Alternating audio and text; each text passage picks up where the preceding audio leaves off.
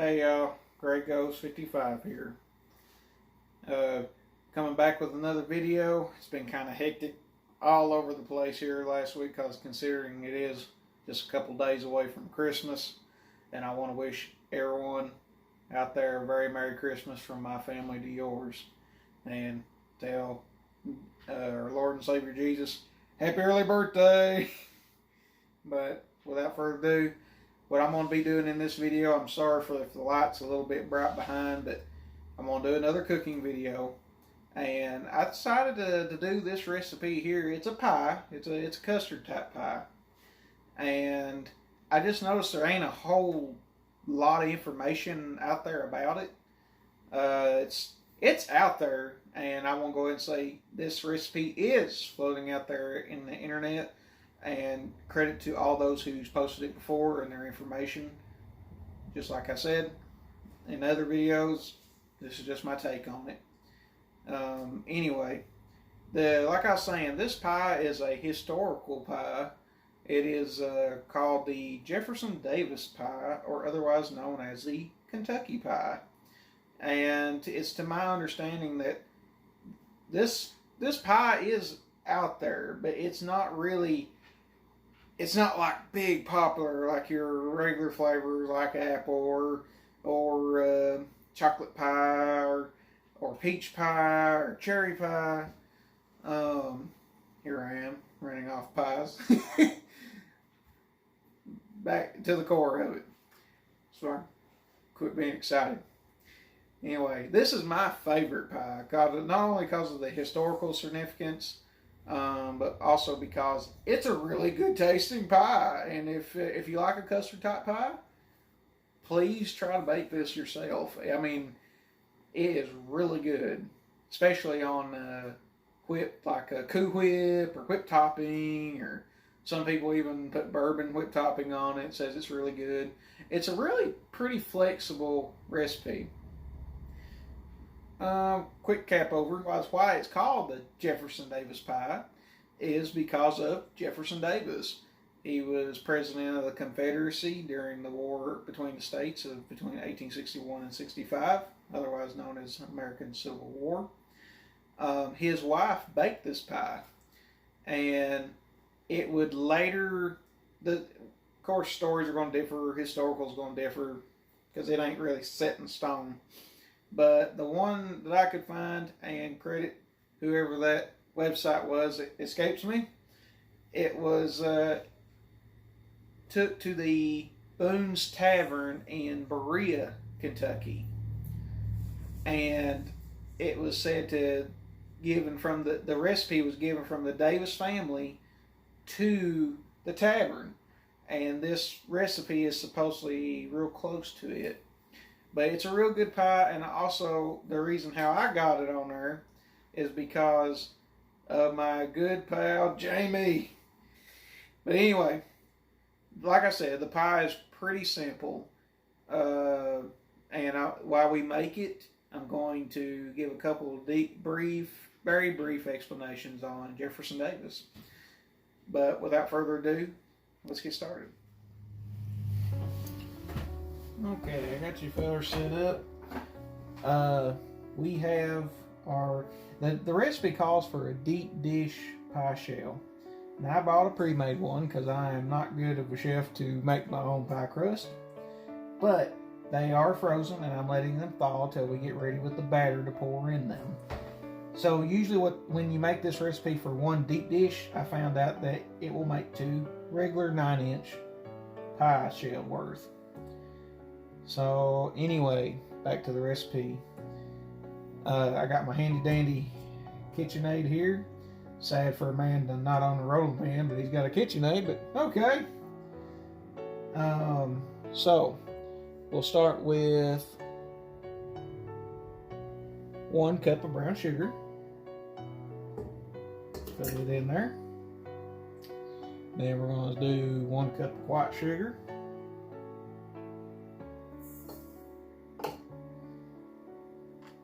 And then we will do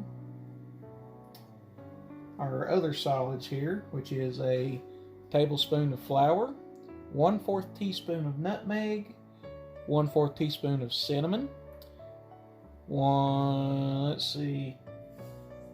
tablespoon, or I'm sorry, 1 teaspoon of lemon zest, and 1/4 of a teaspoon of cinnamon if I missed that. So we're just going to go ahead and add those in there. See, fellas, I'm better prepared because I've made this recipe before. It's a lot easier to deal with. We have 1/2 cup if 1 whole stick of butter, but margarine does work. Okay. And we need 4 eggs that are slightly beaten.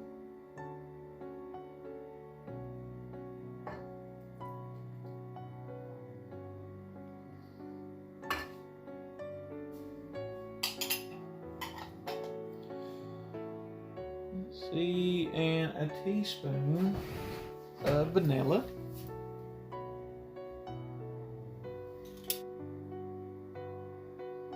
Alright, I got my 1 teaspoon of vanilla. And you can't spill that. It's expensive.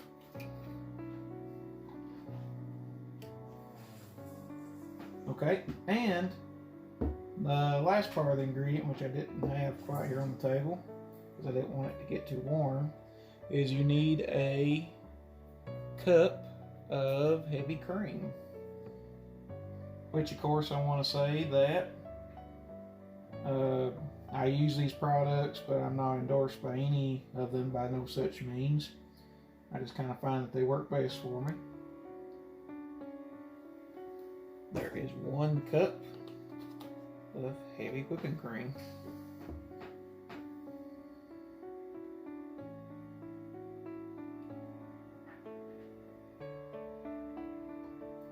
So now I got my mixer down. I'm going to lock her down and I'll stir it.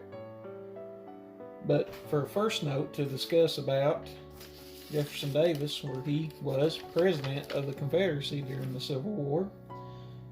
Jefferson Davis was actually born in Kentucky. A lot of people don't know, don't seem to know that fact. As well as President Abraham Lincoln. They were both born in the same state within 100 miles of each other. The recipe also does call for a pinch of salt.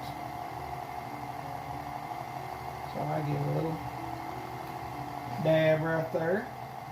Now I don't want to make you all drunk, so I'm not going to swing the camera around, but the batter in the mixer right now is kind of chunky.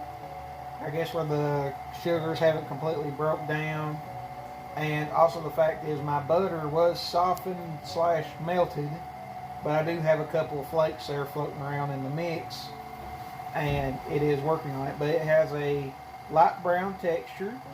It's a liquid. I mean, this don't form into a dough by no means.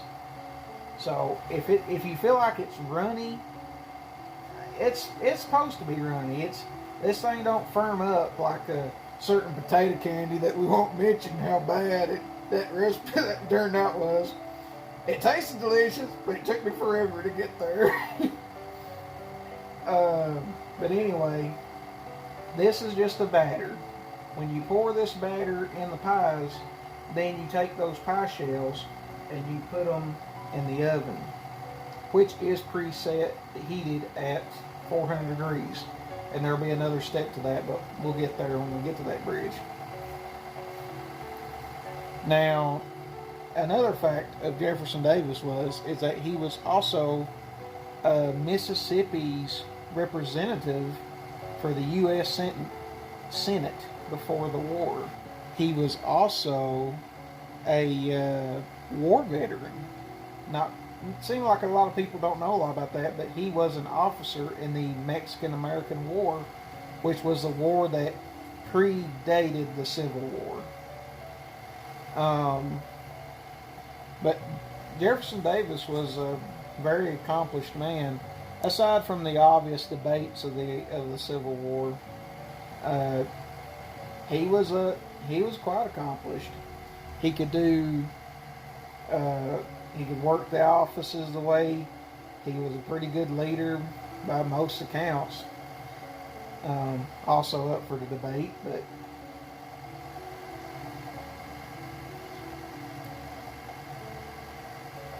she's mixing. I'm keeping an eye on it. I'm waiting for them butterflakes to break down. Another hidden fact about Jefferson Davis is that he was, or should I better say, served as Secretary of War for the United States under the presidency of Franklin Pierce. And from what little I've read, he was pretty good at it too. The man knew how to lead. But he had a lot of hidden accomplishments in his life, I feel like, that need to be known. To re-emphasize a little bit, this was supposedly a recipe belonging to his wife. And during it can only be imagined that she would bake this pie every so often in the Confederate White House in Richmond, Virginia. She must have really liked that person down there in Berea for her to hand her that recipe over. I say it was one of those secret ones. So guys, while this mix, I'm going to go ahead and I'm going to knock it down to speed. And I'm going to go ahead, now that we got the more or less the main mixing done, I'm going to add about a tablespoon of lemon juice to this. You could have probably put it in there at the start, but I like to wait a little bit. And let's be honest, I probably almost forgot it and I didn't want to mess it up.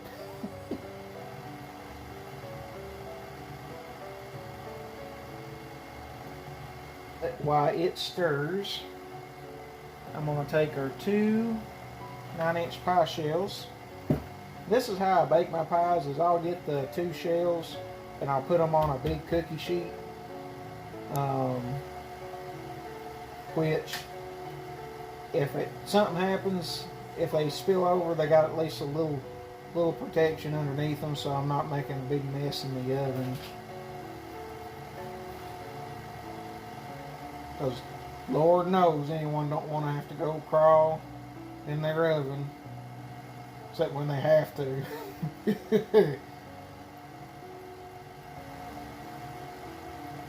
Notes for the batter now. It still is a liquid, but it is giving a slight more of a batter consistency. It's toughening up just slightly, but not tremendously. This is a full-on batter form. I'm going to grab a piece of aluminum foil and I'm going to tear it into strips. Please do not laugh at my strips, because they won't be straight at all. But what I'm going to do with this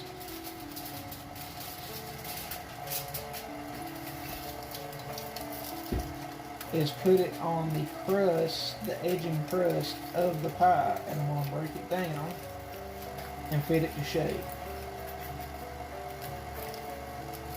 Why I might do this is because it's not really my thing. I mean, some people like a more tougher crust, I guess, on their pie shells, but when I make a pie, I like a soft crust. It's just how I roll. So I take the strips and I put it around each pie shell edging, and so when it bakes, those crusts stay nice and soft, and they don't have any extra dark browning. And when they come out of the oven, they just look perfect.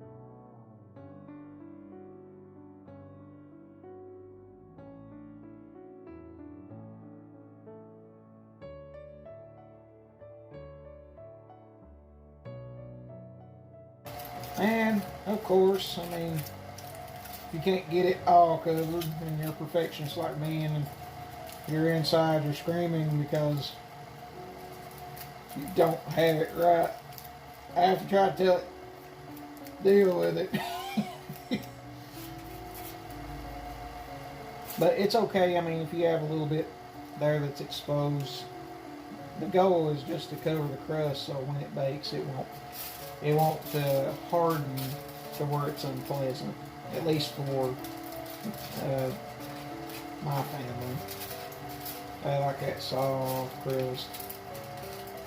Yeah, when I say my family, I was like me. I've made this pie every year, and they're like, "Oh God, you're making the pie again." I'm like, "Yeah, it's my favorite pie. Y'all gonna have to just deal with it." And that's all my family, friends, everybody. I'm actually kind of surprised that this pie ain't as, more popular than what it is. You're going to find information on the internet, of course, but growing up, I've never heard no one talk about this pie. I mean, it was just the usuals. I don't know if it's because of the word like nutmeg or the other little extra ingredients you need to make this pie. So I feel like that wouldn't be the cause, but you never know. So anyway, you didn't ever hear this pie. But guys, I also want to throw in there, if you like this video, please give it a like. Please subscribe to it, and please hit that bell so I can keep putting more of these videos out and see how well received it's getting. Because I don't know, some people might not like a pie. But I know one thing, if you just try this pie, it's so good if you like a custard pie, a custard type.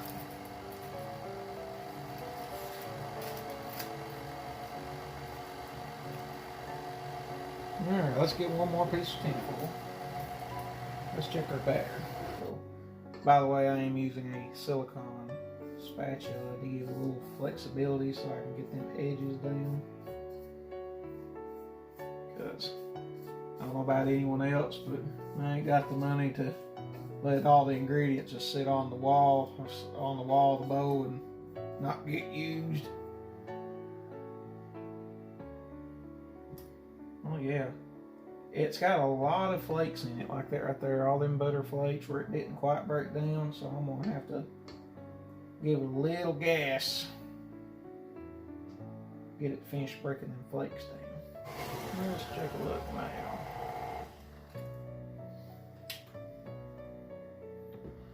Ooh, the color has indeed changed. There's a couple little butter flakes left in there, but that is supremely awesome. It looks delicious.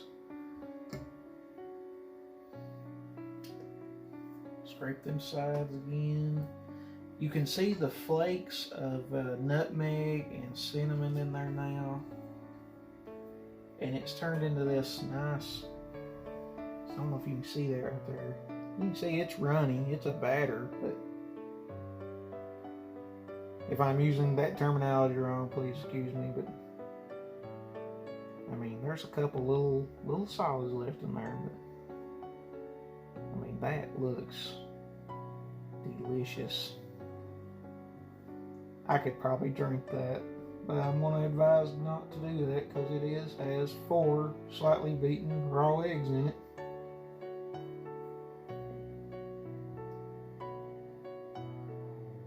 But that is nice. I think, fellers and fillets, I believe it is ready to be put in the oven.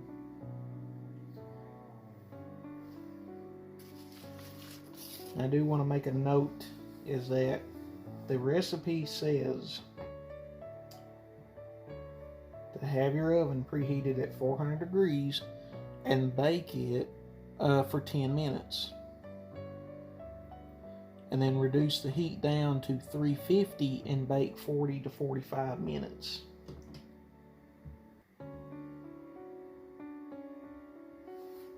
Let's go ahead and pop that hook off. I'll try not to let it drip all over the place.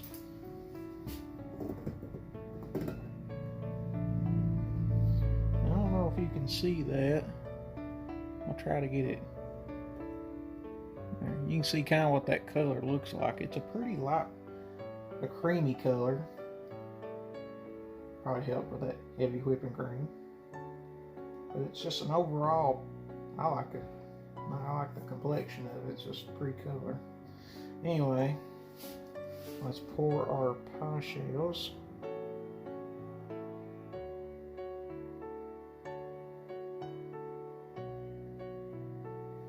don't want to get that one too greedy.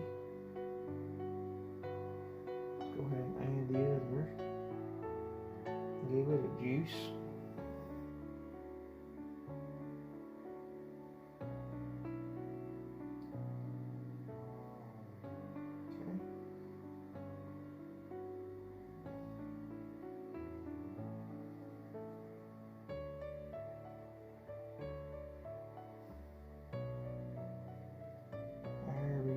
I see some buttered pieces that stubbornly refuse to mix. That's okay. Yes.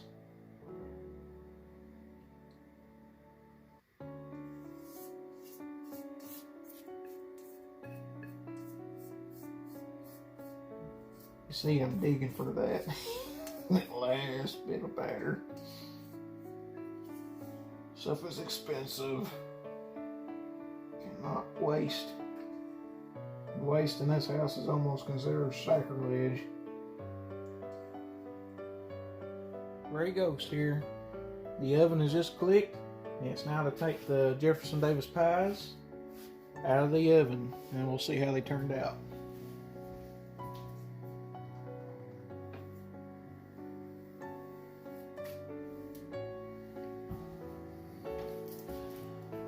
You fellers, look at that. That is a beautiful set of pies right there. Now, taking notes is that when the pies are baking up, they do rise, and if you're a little off level on your stove, they will shift a little bit, but nothing bad. And also when they're baking up, that nutmeg and that cinnamon start baking up, and it just makes this whole house smell so good. But anyway, the pies, these two are done. Now, you're probably looking there and seeing that there is some pretty big cracking on the top of that pie. Like that right there. Now, I'm sure there is a way that you can bake these that you don't have that. What I'm thinking is that the custard inside, it's really hot, so when it's rising and cooking, you get this shell. So when you take it out of the oven to let them cool, that shell hardens and the custard is still pretty hot, and it's slowly sinking down, and then as it cools, it cracks, busts, and then you get this effect. Now, where I'm not a professional chef, I don't know how to really stop that. If you guys know, leave a comment and I'd be glad to hear of it. But this is when this happens, this is where the whipped cream goes, and it hides all that, so you don't see it. But in a traditional setting, the Kentucky pie or the Jefferson Davis pie, the ingredients listed a whipped bourbon cream that you would put on this to give it extra flavor and to give it that appearance, that good look. But I've made these and put Cool Whip on them. I've never tried the bourbon cream on it. I might have to think about that. But we're going to get a plate and we're going to cut a slice out of this thing and see what the good stuff inside looks like. And I shall retrieve a saucer. And since I'm going to take one of these to work tomorrow, I think I'll pick this one as he's the one that suffered the most because of that big gaping hole there. So there it is. Let's see if I can get the camera. I hope you're seeing that because it's taking a tremendous amount of balance. But you can see that it is a custard pie. I don't know if the camera's picking it up, but I can see the little flakes of nutmeg and cinnamon that made it through. Oh boy, it's making my mouth water. Set that right there.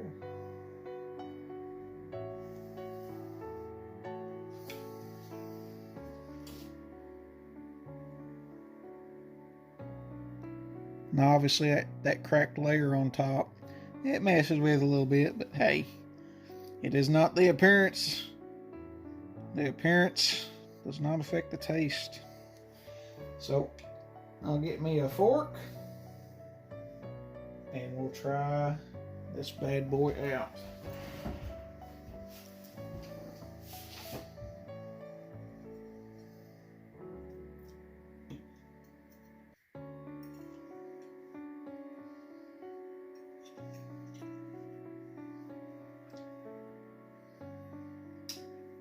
Smelling it, it's pretty aromatic.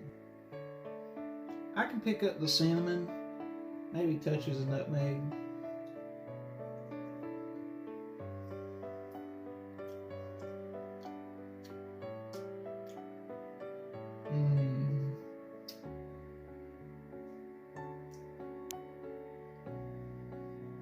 That is great. That is really great. It's smooth. The texture is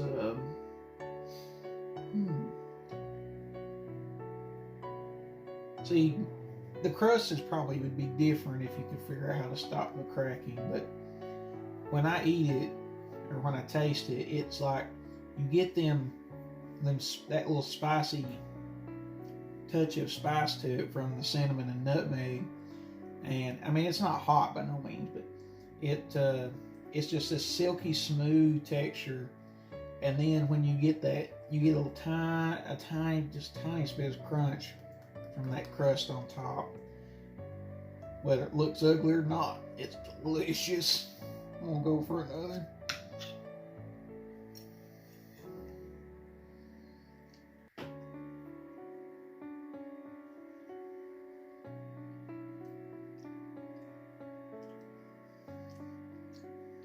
And hints of lemon, obviously from the lemon zest and the lemon juice that went into it. Surprising how just a tablespoon of that will cause it to get that much flavor.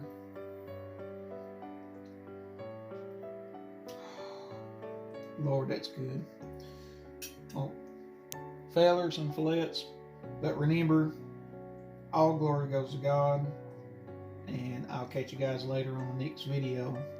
Please try this recipe out. I'd like to see this pie, because of not only its historical importance, get popular again. And plus, it's dang good. But catch you guys later. Ghost out.